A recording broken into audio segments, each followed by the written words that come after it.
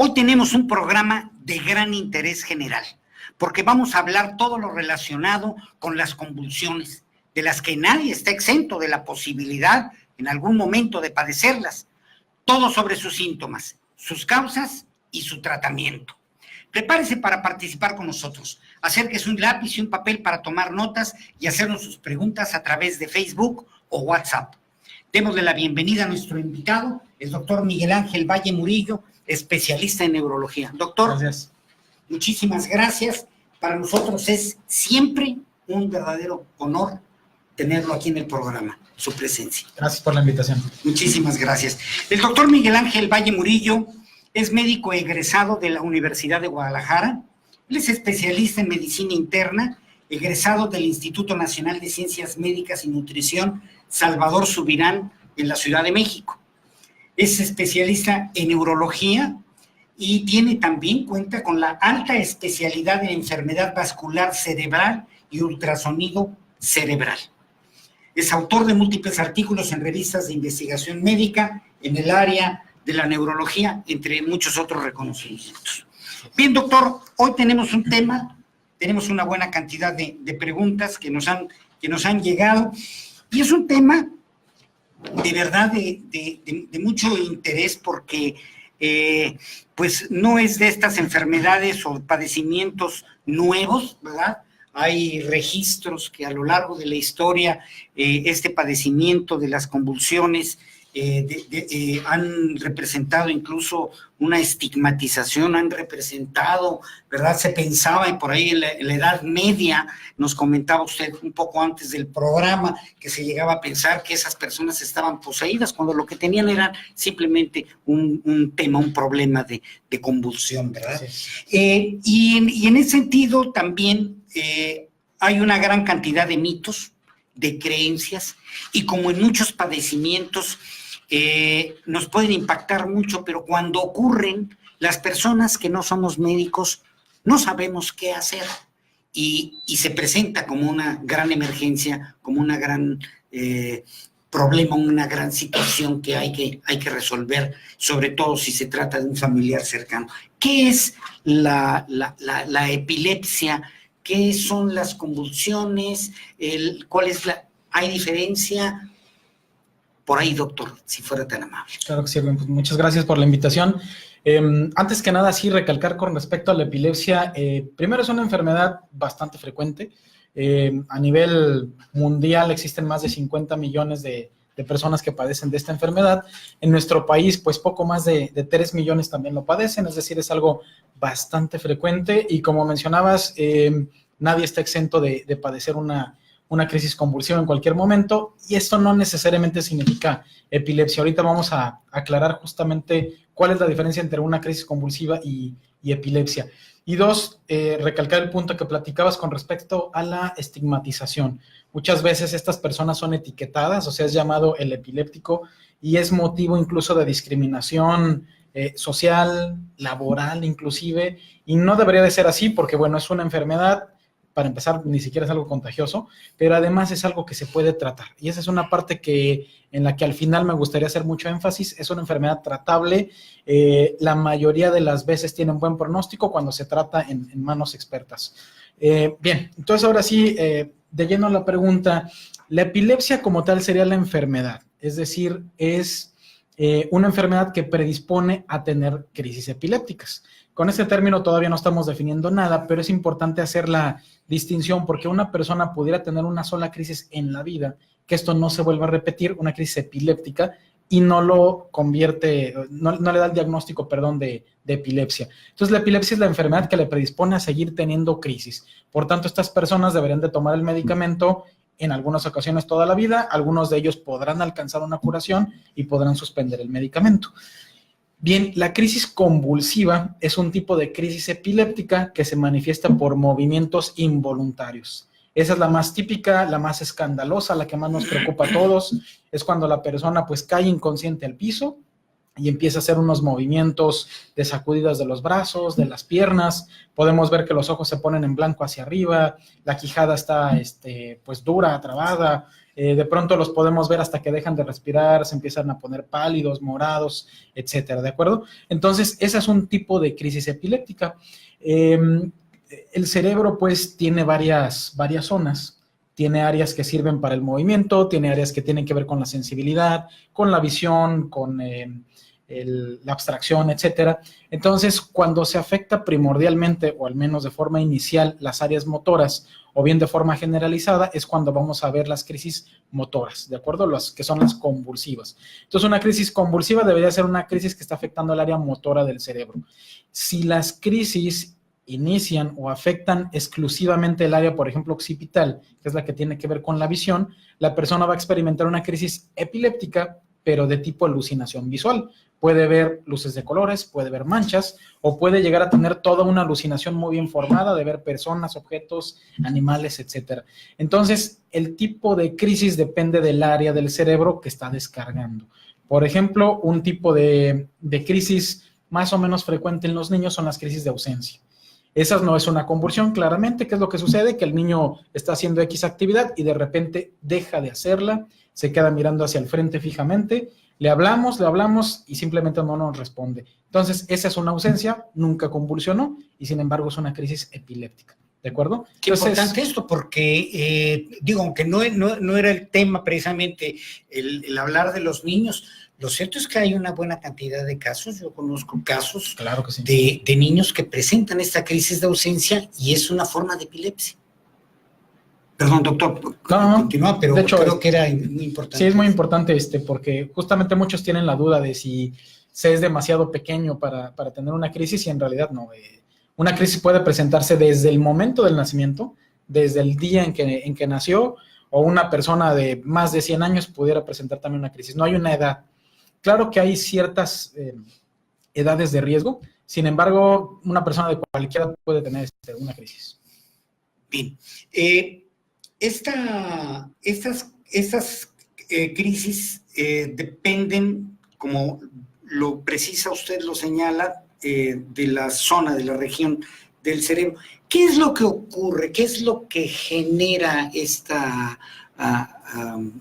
crisis? ¿Qué es lo que sucede dentro? Si en palabras comunes pudiéramos saber, porque es una de las grandes preguntas para quienes no somos médicos. ¿Qué sucede dentro del cerebro para que esto ocurra?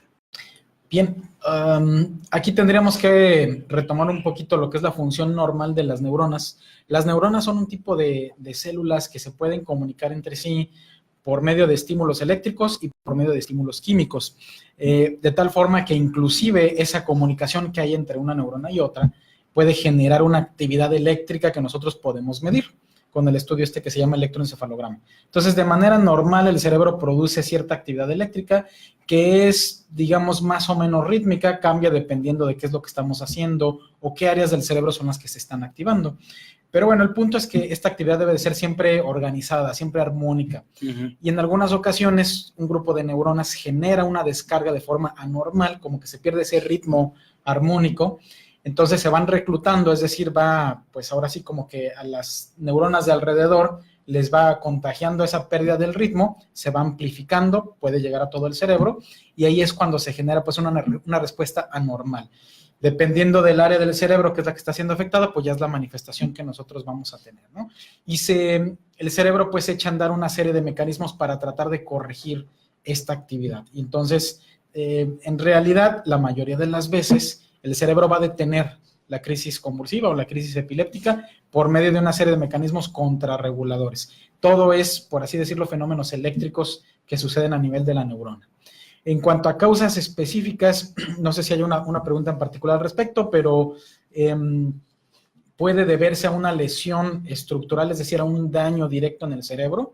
Las causas más comunes en nuestro país son dos. Uno es la embolia o derrame cerebral, y el otro viene siendo la cisticercosis. La cisticercosis, que es algo bastante frecuente en los mexicanos, es una infección que ocurre por parásitos, por consumir carne de cerdo contaminada, mal cocida. Esas dos contarían como las dos más frecuentes. Por supuesto hay muchas otras, como golpes en la cabeza, infecciones, etcétera, pero estas dos serían las más comunes en el contexto de nuestro país y sobre todo en adultos. Los niños a veces ya juega juega papel otro tipo de enfermedades. En el caso de la cisticercosis, creo que es un punto muy importante porque es algo que puede ser prevenible por la sanidad de los animales, por los lugares, la higiene de los lugares, la manera incluso de preparar el alimento, puede eliminar este riesgo. Así es. Bueno, y siendo tan común es un problema de salud, entonces. Sí. Problema de salud en a México. nivel nacional, sí. Claro que sí. Claro, porque el problema de la cisticercosis, los famosos granitos, estos de la carne de puerco, esto en todos los estados de la República son situaciones que se reportan, si no estoy mal. Sí, sí, por supuesto. Es algo bastante frecuente. Ese es un tema ya no solo para programas médicos, sino también para programas de otro tipo. Donde de prevención de enfermedades, de salud en general, sí. Exactamente. ¿Cómo se puede reconocer cuáles serían los principales indicadores para que un padre, una madre de familia puedan detectar que su hijo tiene en alguna medida este problema de las crisis convulsivas? Buena pregunta, porque en términos generales la mayoría puede reconocer una crisis convulsiva porque, como platicábamos, es algo muy impactante, muy aparatoso. Sin embargo, puede suceder que la crisis ocurra durante la noche. Quizás el niño pues tiene su propia habitación, tiene una crisis dormido, el padre ni la madre pudieron presenciar la crisis. Sin embargo, por alguna situación entran a la habitación, encuentran al niño inconsciente, no tiene respuesta, notaron que se evacuó, hizo pipí popó, probablemente se mordió la lengua, se mordió algún carrillo dentro de la boca, y entonces esas son situaciones que nos pueden alertar de que la persona probablemente tuvo una crisis convulsiva a pesar de que nosotros no la pudimos presenciar. A esto generalmente se le conoce como estado posictal, es decir, después de la crisis lo que queda es, la persona queda cansada, muchas veces inconsciente, puede ser que haya vómito, y esta situación de la evacuación de los esfínteres. Eso siempre debe ser un foco rojo, un foco de alarma de que muy probablemente presenció una crisis convulsiva y bueno, hay que estudiarse, hay que llevarlo a... Pero también puede ocurrir lo que, siguiendo lo que usted nos acaba de decir, el hecho de que el niño, ¿verdad?, el joven, pueda referir estas alucinaciones o estas luces o estas visiones y en un momento dado confundirlo y no pensar que es un problema del cerebro, sino algo que haya tomado, algo que haya ingerido, inhalado, alguna situación de esta, ¿no? Claro, he tenido algunos casos donde... debido a que la manifestación de la epilepsia no han sido crisis convulsivas, pues ha sido difícil de diagnosticar y han pasado años, literalmente a veces incluso más de 10, 20 años para que pueda ser diagnosticado como epilepsia, porque la manifestación es, digamos, poco frecuente. Algunas veces pueden ser alucinaciones, otras veces pueden ser simplemente el síncope, es decir, el desmayo, porque pierden el tono, la persona queda flácida, sin fuerzas, y se confunde con otras cosas, enfermedades del corazón, etcétera. Las alucinaciones... Quizás lo primero que pensamos es que puede ser algo del psiquiatra y pues lo llevan con el médico psiquiatra. Ya lleva mucho tiempo, pues quizás en terapia con medicamentos de tipo psiquiátrico y resulta que no era por ahí el asunto, ¿no? Claro. En los niños puede ser difícil de diagnosticar porque además no nos pueden explicar mucho. Algunas crisis se manifiestan simplemente ven luces de colores, vomitan, se ponen pálidos, hacen algo que se llama síntomas autonómicos. Les puede dar diarrea, dolor de estómago, etcétera. Y esa es la crisis epiléptica. Nuevamente, no es una convulsión, pero esa parte nos va a costar trabajo poderlo diagnosticar y sobre todo en un niño que no nos puede explicar claramente qué molestia tiene, ¿no? Y la raíz del problema, la causa del problema, sigue estando en el cerebro, sigue estando en esta parte del cuerpo, ¿verdad? Sí, sí. Ahora bien, doctor, cuando una persona, un niño, cualquier persona de cualquier edad, experimenta una crisis, una convulsión, la impresión es tan fuerte que pone en angustia, en ansiedad, en desesperación, como dice la canción, a todos los que están presentes. Y empiezan a surgir una serie de consejos y de recomendaciones. De las primeras que la gente grita es: ábrele la boca y ponle algo Claro. en los dientes para que no se muerda la lengua. Y resulta que esto creo que ni siquiera es posible, porque si la boca está cerrada con literalmente cerrada, está con una fuerza extraordinaria, pues no es de que se pueda abrir. ¿Qué nos puede decir? ¿Qué es lo que debe de hacerse? Y sobre todo, ¿qué no debe de hacerse cuando hay una crisis convulsiva? Así es, este es uno de los mitos principales que hay alrededor de una crisis convulsiva. A pesar de que suene quizás hasta cierto punto ilógico, nuestra respuesta, digamos, la normal siempre es el pánico. Vemos una crisis convulsiva y lo primero que dice el familiar es, se está muriendo. Ven a ayudarle, dale respiración boca a boca, no lo sé, haz algo porque se está muriendo, ¿no? Entonces es algo muy angustiante y sin embargo, por eso decía que es ilógico, nuestra respuesta, lo mejor que podemos hacer es guardar la calma. ¿Por qué? Porque si no, pues vamos a hacer cosas que no. Dos, el tratar de abrirle la boca no solamente es innecesario, sino que no se debe de hacer porque incluso puede ser perjudicial para la persona. Es posible que durante la crisis convulsiva sí deje de respirar unos cuantos segundos, e incluso quizás que se ponga pálido o azul, como habíamos platicado. Sin embargo, si nosotros tratamos de abrir la boca como podemos, porque como usted bien dice, de pronto no hay forma alguna de abrir la boca, pues ya le meten alguna cuchara o lo que sea y tratar de forzar la boca, ¿qué vamos a lograr? Pues si le meten un dedo, pues se lo puede morder con tanta fuerza que casi se lo anda arrancando, pero el punto es, le podemos tumbar un diente, con este diente se puede asfixiar, entonces puede ser incluso peligroso y le digo, es completamente innecesario, no se va a ahogar con su lengua, ni mucho menos, simplemente lo único que debemos de hacer cuando alguien está teniendo la crisis es evitar que se vaya a golpear. No hay que tratar de sujetarlo, no hay que tratar de detenerlo, más bien es pues tratar de liberar el espacio donde está teniendo la crisis para que no se vaya a golpear. Es de mucha utilidad observarlo, mientras más detalles le podamos decir al médico, es mejor. Si nosotros presenciamos la crisis desde el principio y vemos que la persona, por ejemplo, tiene un aura, tiene un aviso de que le va a venir la crisis, se siente mal, dice que quiere vomitar, lo vemos pálido, vemos que lo primero que hace, por ejemplo, es que mira hacia arriba, que mira hacia un lado, la cabeza se le mueve de forma involuntaria, empieza a tener una especie como de espasmo en la cara, dice que pierde la visión, empieza en el brazo derecho, izquierdo, todo ese tipo de detalles son de suma importancia para los médicos, porque a la hora de que estamos estudiando la epilepsia podemos tratar de buscar cuál es el sitio del cerebro que está descargando. Entonces, eso es de mucha ayuda, sobre todo para aquellos pacientes que en el futuro van a ser candidatos a cirugía. Por supuesto, cuando hablamos de cirugía de epilepsia, tenemos que estar completamente seguros de qué área del cerebro es la que se va a remover y toda esta información, le digo, son de suma utilidad para el médico. El siguiente punto sería tomar el tiempo.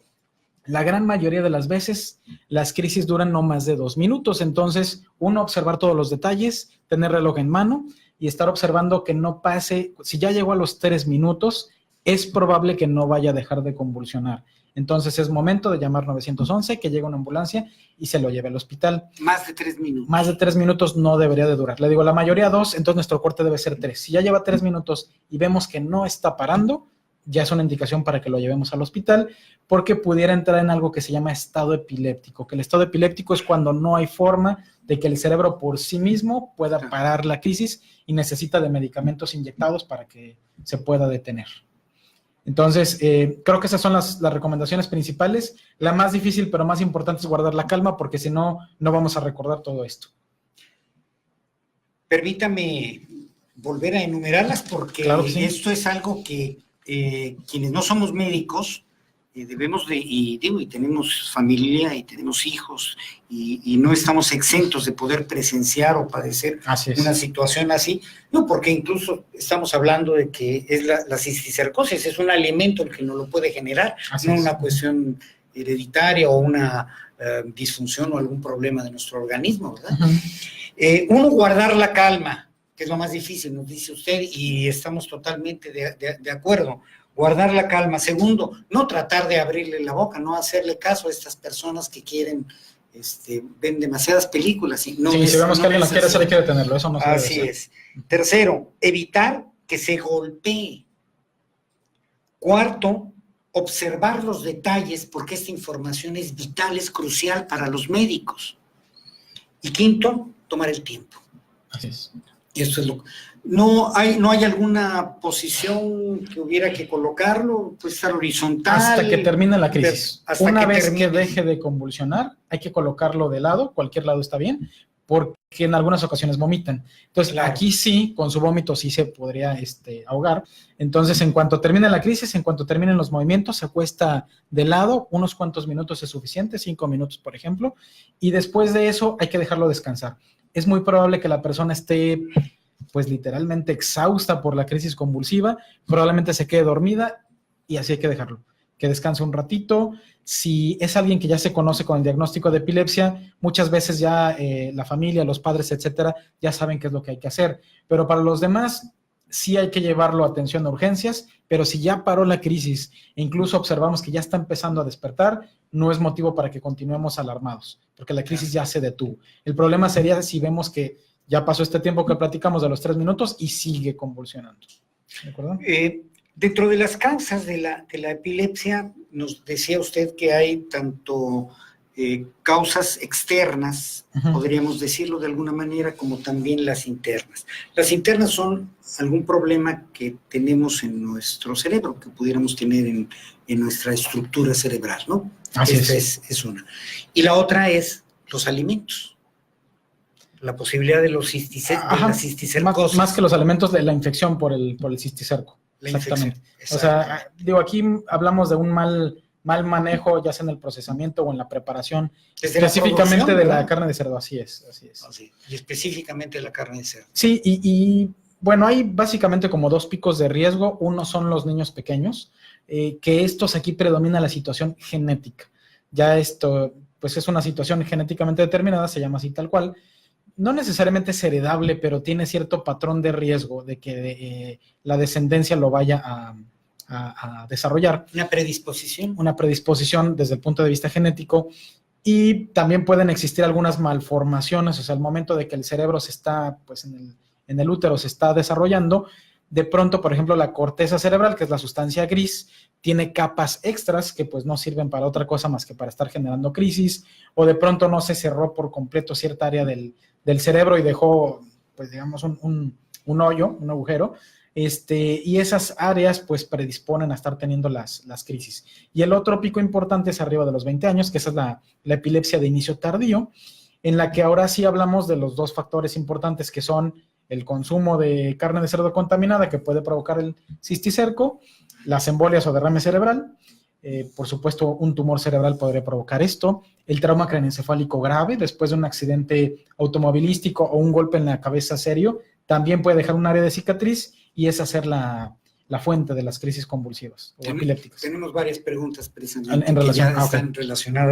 relacionadas con ella. La manera de poder prevenirla es en términos del consumo de la carne contaminada.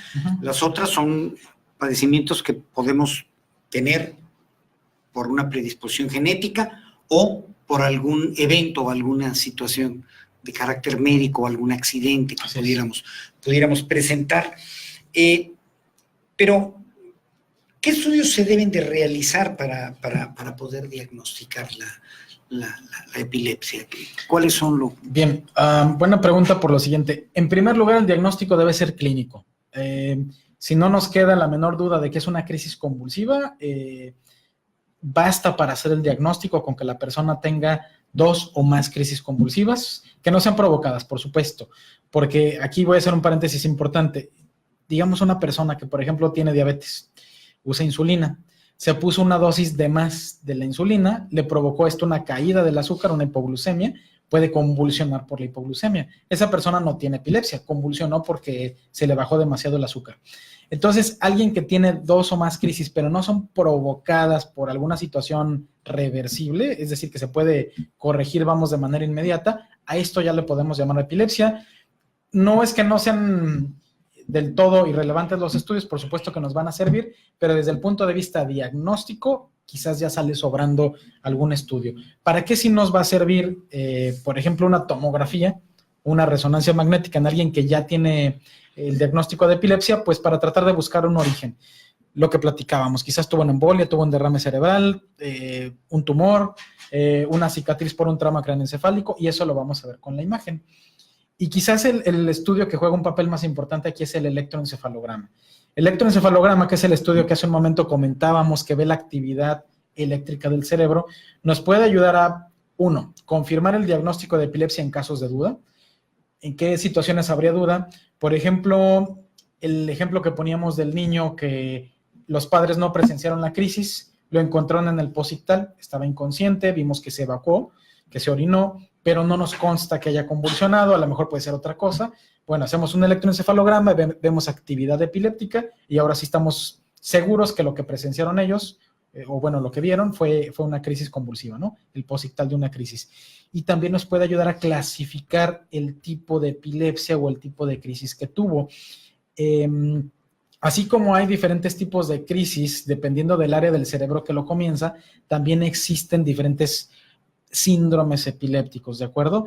Diferentes tipos de epilepsia, epilepsia del lóbulo temporal, epilepsia del lóbulo frontal, de ausencia, epilepsia mioclónica, etcétera. Y este apellido que le ponemos los médicos nos ayuda a nosotros a elegir cuál es el mejor medicamento. Esto no es una receta de cocina, no se les va a dar el mismo medicamento a todos los pacientes. Debemos de seleccionar en base a edad, características de la persona, tipo de epilepsia, cuál va a ser el mejor medicamento. Entonces, sí, el electroencefalograma nos ayuda al diagnóstico, pero quizás es todavía más útil para clasificar el tipo de epilepsia y le digo, subsecuentemente, elegir qué tipo de tratamiento se le va a dar. En un tema como este, por supuesto, hay que descartar todos los remedios, ¿no? Todos los tipos de remedios que con frecuencia se usan o se recomiendan, ¿no? Que dicen, esto le cae muy bien, esto es muy bueno, ¿no? Hay que tener cuidado, ¿no? Porque sí. ¿Qué pasa si no se atiende adecuadamente? Si no se trata de epilepsia de forma adecuada, sí. Bueno, puede ser catastrófica a largo plazo. Por una parte, una crisis convulsiva aislada, digamos la común y corriente de menos de 2 minutos, posiblemente no cause ningún estrago a largo plazo, pero el tener crisis convulsivas de forma repetida, con cierta frecuencia, digamos que cada semana tenga una crisis o inclusive más frecuente, hay personas que tienen crisis inclusive todos los días, esto sí puede generar un daño al cerebro, puede generar pues retraso mental o pérdida de las funciones cognitivas, memoria, lenguaje, orientación, etcétera. 2, se dice que las crisis generan más crisis. ¿Qué quiere decir esto? Una epilepsia maltratada se va a convertir en una epilepsia resistente. Que, por ejemplo, estas personas que, sobre todo el adolescente es el más típico, se le diagnostica la epilepsia, se le da el tratamiento, el adolescente rebelde pues no se toma el medicamento porque simplemente no le gusta estarlos tomando. Suele suceder. Resulta que así como cuando tenemos una infección y no acabamos la receta del antibiótico, pues aquí es todavía peor, ¿no? Porque la epilepsia se va a volver resistente al tratamiento que le estamos dando y ahora el médico pues se va a ver en una muy difícil situación de probar 1, 2, 3, estarle cambiando de medicamentos si no logra esta vez controlar la epilepsia. Entonces se puede volver resistente y eso es lo peor que puede suceder, ¿no? Porque ahora ya con nada podemos lograr que deje de convulsionar. Ahora bien, doctor, una vez que hay el diagnóstico, usted nos dijo algo al principio del programa que, digo, con todo lo que representa en términos de preocupación, de pánico, incluso una situación de caso de epilepsia, nos decía usted que es tratable, que se puede curar, se puede, o sea, es una buena noticia eso.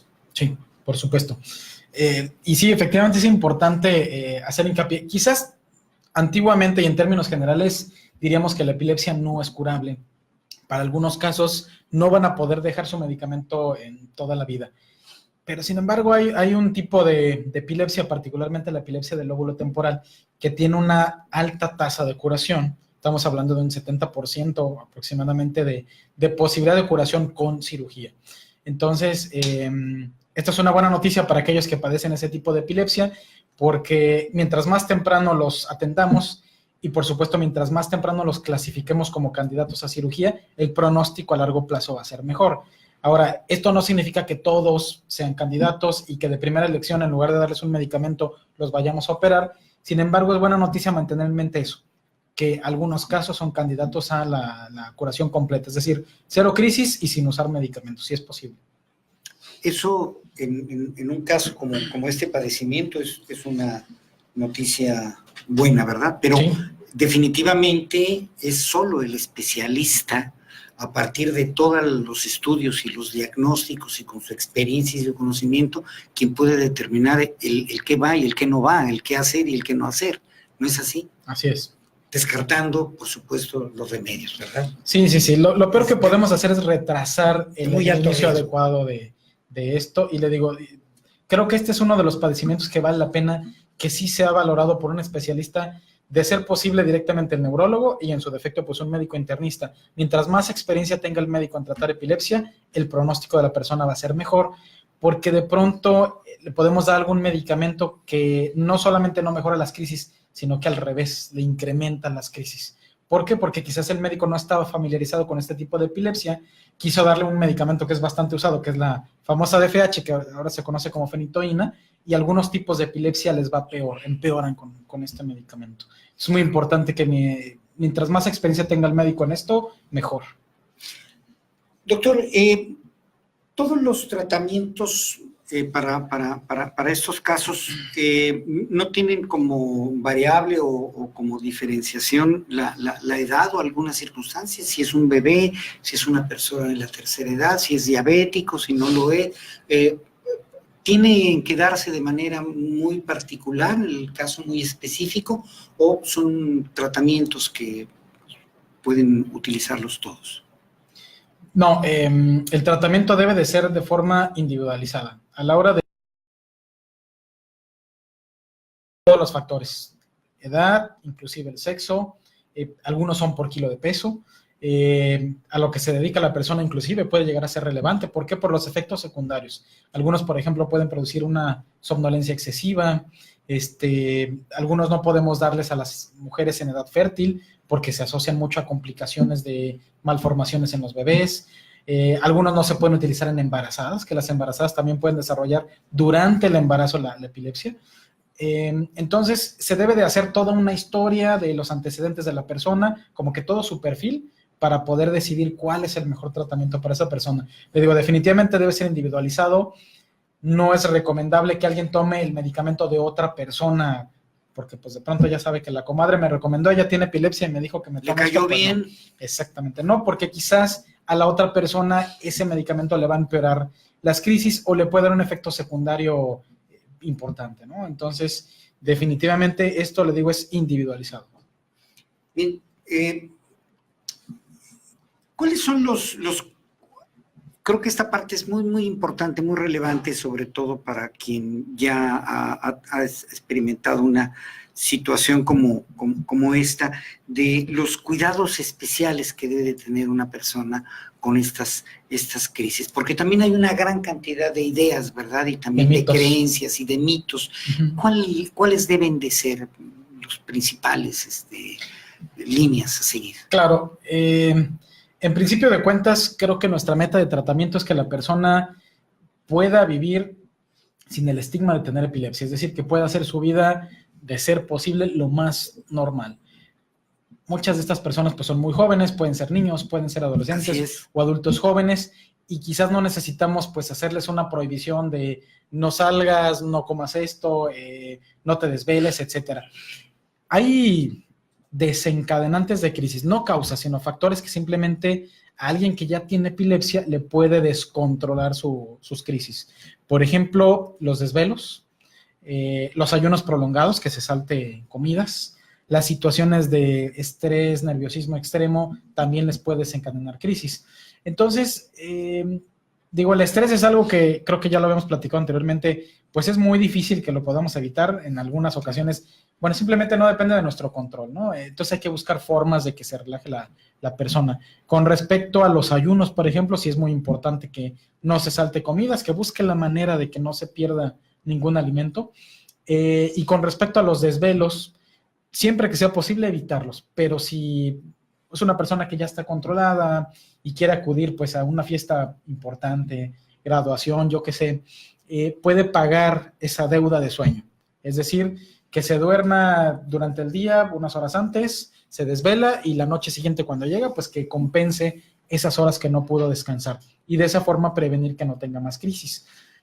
Algunas epilepsias son fotosensibles. Esto quiere decir que la luz, sobre todo la estroboscópica, como las de las sirenas, pues, que se puedan utilizar en antros y demás, exactamente, pudieran desencadenar crisis. Esto no es para todos, sobre todo para las que, le digo, tienen esta característica de que son sensibles a la luz. Y existen otras que tienen desencadenantes muy raros, el sonido, a veces hasta la temperatura del agua, etcétera, aunque esos son casos especiales. Pero en términos generales, cuando está descontrolado, sí se necesita ser muy estricto, pero alguien que está controlado puede hacer deporte, puede, con esta salvedad que platicaba, pues de pronto acudir a fiestas por la noche, simplemente que no se desvele. El consumo de alcohol es un punto importante. La recomendación general sería no consumir alcohol. Sin embargo, para aquellos que están controlados, pudieran consumir una pequeña cantidad, digo, simplemente como para la convivencia, por supuesto sin llegar a la embriaguez, porque ahí sí sería un problema. Para el que está descontrolado, pues no, pésima idea, claro. Y ahí sería cero consumo de alcohol. Ciertas sustancias estimulantes, pero leves, como son el café, té, chocolate, para aquellos que están bien controlados, una cantidad pequeña de estas sustancias, café, té, no sería un problema. Siempre y cuando volvemos a lo mismo, están bien controlados. Bien. Tenemos varias preguntas. Uh-huh. La señora Jazmín Cárdenas de San Cristóbal, Veracruz, nos pregunta si las convulsiones son o pueden ser hereditarias. Bueno, aquí lo que platicábamos, que existe esta predisposición genética. Algunas son, pues sí, altamente transmisibles. Por ejemplo, existe una que se llama epilepsia mioclónica. La epilepsia mioclónica juvenil, pues es una alteración ya de un gen, de un cromosoma en específico. Entonces es muy posible que los padres lo hereden a los hijos. No es seguro, no es el 100%, sin embargo, pues tiene una alta posibilidad de que se transmita. Y esta es una de las que el electroencefalograma puede ser diagnóstico, nos puede clasificar qué tipo de epilepsia tiene. En general, si la epilepsia, digamos, fue adquirida, por ejemplo, por un derrame cerebral, los hijos no tendrían por qué necesariamente desarrollar epilepsia. Carlos Guade, de Villahermosa, Tabasco, le pregunta, doctor, si es verdad que los medicamentos para controlar las convulsiones, después de tomarlos mucho tiempo, provocan un crecimiento del maxilar superior. Ok, hay un medicamento que es el que le platicaba hace rato, conocido antes como DFH, que es la fenitoína. La fenitoína, que por cierto es un medicamento que ya es viejo, por supuesto que sigue siendo potente y útil para controlar ciertas crisis, ya está cayendo en desuso. De hecho, se prefiere ya a los pacientes que por primera vez se diagnostican con epilepsia, no es nuestra primera opción. Ya preferimos utilizar medicamentos pues más nuevos, con menos efectos secundarios. Lo que produce la fenitoína es algo que se llama hiperplasia gingival, que quiere decir que las encías, particularmente así de la parte superior, empiezan a crecer e incluso se deforma la sonrisa de la persona. Pero le digo nuevamente, la verdad es que este medicamento ya prácticamente no deberíamos de usarlo, y así como con cualquier otro medicamento que está desarrollando efectos secundarios, pues habría que sustituirlo por otro que no tenga ese efecto secundario. Don José Antonio Balam, de acá de Mérida, Yucatán, pregunta, ¿las convulsiones pueden afectar la inteligencia o la personalidad de quien las padece? Sí, lo que platicamos es que el tener muchas crisis de forma repetida sí puede llegar a generar cierto deterioro cognitivo, particularmente pérdida de memoria y quizás en un estadio muy tardío, sí cambios en la personalidad. Entonces sí es posible, pero para esto se necesita que tengan convulsiones frecuentes, por supuesto. Alguien que convulsiona una vez cada 3-4 meses difícilmente va a desarrollar una complicación de este tipo. Estamos hablando de personas que convulsionan diario 3-4 veces al día. Claro que mientras menos crisis tenga mejor, pues, pero estos son los que realmente hacen complicaciones. Estamos hablando de un padecimiento que debe ser atendido lo antes posible. Sí. Y esto particularmente aquí, es una otra vez, tiempo y cerebro. De los seres queridos, ¿verdad? Sí, por supuesto. Atender. Bien. ¿Desde qué edad una persona puede presentar convulsiones? Pregunta el ingeniero Javier Villasalas de Humán. Creo que sí platicamos esto. En realidad no hay edad. Puede ser desde el primer día de nacido a una persona de más de 100 años. Desde el primer día de nacido puede tener crisis. También existen crisis provocadas, es lo que platicábamos, ¿no? Por ejemplo, el bebé, el neonato, puede nacer con azúcar baja, con hipoglucemia, y quizás esto desencadenarle crisis. puede tener alguna, por ejemplo, hemorragia, un derrame en el cerebro, y eso ocasionar las crisis. Entonces puede ser epilepsia o puede ser algo provocado por otra situación, no hay edad. Bien. Tenemos otra pregunta de Javier Reyes Ucán, de aquí de Mérida también. Derivado de un accidente automovilístico en el que se golpeó la cabeza a una persona, ¿podría presentar crisis de epilepsia? Ya no sabía usted. Sí, el trauma craneoencefálico puede causar, así es. Así es una de las causas. Es una de las causas, sí. ¿Qué alimentos o sustancias pueden propiciar crisis de epilepsia o convulsiones? Pregunta Irma Telles Gómori de Mérida. Bueno, en primera instancia, los estimulantes. Por supuesto, aquí encabezan la lista las drogas ilícitas, los estimulantes pues de tipo cocaína, éxtasis, anfetaminas, etcétera. Todos esos estimulantes poderosos pueden, de hecho, esa puede ser causa, no solamente desencadenante, pueden causar epilepsia. Los que hablábamos como los estimulantes menos potentes, digamos las bebidas energizantes de estas marcas pues que uno toma para después de hacer ejercicio, etcétera, también pudieran llegar a desencadenar crisis en alguien que ya se conoce con epilepsia, por supuesto. Y los estimulantes más débiles como el café, té, chocolate, en una persona que no está bajo control también pudiera ser un factor de riesgo, se prefiere evitarlos. Es decir, la persona debe de conocerse, debe de aprender a conocerse, su situación, su circunstancia, de la mano del médico, ¿verdad? Así del es. especialista. Bien. La profesora Carmen Ortega de Mitla, Oaxaca, el aumento de la fiebre, de la calentura por una enfermedad, ¿puede provocar epilepsia? Ok, sí, es una pregunta que nos hacen con frecuencia. Los niños de 5 años o menos pueden convulsionar por fiebre y no necesariamente tener epilepsia. Eso es algo, o sea, el niño es más lábil, más propenso a su cerebro que está todavía en desarrollo, a que si tiene una temperatura elevada, esto le puede provocar crisis. Y no necesariamente esto se va a convertir en epilepsia en el futuro, pero aquí sí habría que estar pendiente de que un niño que convulsiona con cada episodio de fiebre y sobre todo después de los 5 años, aquí sí ya no le podemos echar la culpa a la fiebre. Claro. En el adulto es otro boleto. Un adulto que convulsiona y tiene fiebre por primera vez, cuidado, esto puede ser una infección del cerebro más bien, más que epilepsia todavía, puede ser una neuroinfección, meningitis, encefalitis, etc. Luis Alberto Núñez, de Teapa, Tabasco, una persona con epilepsia, ¿qué actividades debe evitar? Como por ejemplo, natación o manejar. ¿Podría llegar a tener incluso incapacidad permanente? Bien, con respecto primero son dos preguntas. Así es, son dos preguntas. Con respecto a lo de manejar, porque quizás esta es una de las preguntas que más nos hacen y tiene una gran relevancia porque quizás es un adulto en edad productiva que todavía va a trabajar y pues él conduce su propio auto. Nuestro país no tiene regulación estricta ni específica de qué se debe de hacer o cuánto tiempo se le debe de prohibir a la persona para que pueda manejar. En otros países, Estados Unidos, Canadá, sí tienen un límite de tiempo establecido, a partir de cuánto tiempo después de que no ha tenido convulsiones la persona puede regresar a manejar. Nosotros pues hacemos una combinación de nuestro juicio, más transpolamos un poquito las leyes que hay de otros países. Pero en términos generales sí debería tener por lo menos unos meses de que ya no haya tenido ninguna crisis convulsiva para que pueda volver a manejar.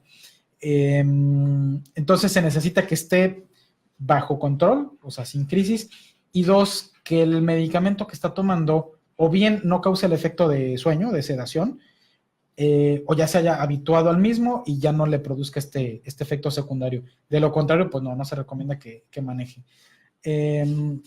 Con respecto a las actividades, sobre todo del tipo deportivas, bien, se debe de evitar los deportes de contacto. Por ejemplo, sí, box, lo que es karate, box, etcétera, de preferencia no, de hecho lo ideal sería no. En cuanto a la natación, se puede, pero esta es la más peligrosa de ellas, en el sentido de que es muy importante que tenga supervisión. Definitivamente no pueden a nadar solo. Se necesita que alguien, ya sea algún salvavidas o algún familiar, esté ahí cerca para que lo pueda auxiliar en caso de que tuviera alguna crisis. Para todas las demás actividades, digamos, fútbol, básquetbol, etcétera. Para una persona bien controlada no es problema. Antes teníamos la duda de si la hiperventilación, es decir, esa respiración agitada después de hacer ejercicio, nos pudiera desencadenar crisis, y ya está estudiado y no es así. No es así. No es una causa de descontrol de crisis. Entonces sí se puede hacer, pero volvemos a lo mismo, tiene que estar bien controlada la persona.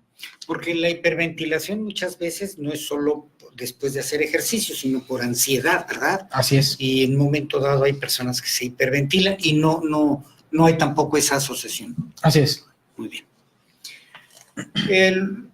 Aquí tenemos, esta ya está, y Juan Ortiz Cruz, de San Juan del Río, Querétaro. ¿Qué tan grave es que un niño tenga 8 o 10 crisis de epilepsia por día? Nos decía usted que podrían ser pues incluso este más. es el caso que platicábamos problemático. Ya este niño pues está en riesgo de generar complicaciones graves. Por una parte, esta epilepsia que no se está controlando va a volver resistente a la enfermedad, cada vez va a necesitar de más medicamentos. Y dos, ese tipo de, esa frecuencia tan grande de crisis sí puede generar daño cerebral, sobre todo desde el punto de vista cognitivo, memoria, cambios en la personalidad, lenguaje, etcétera, sí puede suceder con esa frecuencia tan grave. Entonces esta persona tiene que acudir con el especialista y quizás hasta sería candidato a alguna cirugía paliativa para reducir drásticamente la frecuencia de las crisis. Muy bien, doctor, pues el tiempo prácticamente ya nos ganó. Tuvimos la oportunidad de la mayor parte de todas las preguntas hacerlas. Por supuesto, quien desee hacer alguna otra pregunta, con todo gusto a través de Facebook, y nosotros se la haremos llegar al doctor y de manera directa se las claro, es que es un tema que nos da para mucho.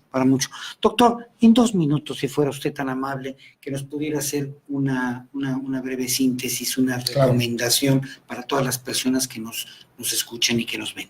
Sí, los puntos más importantes sería, bueno, la epilepsia es una enfermedad que no debe de estigmatizarse.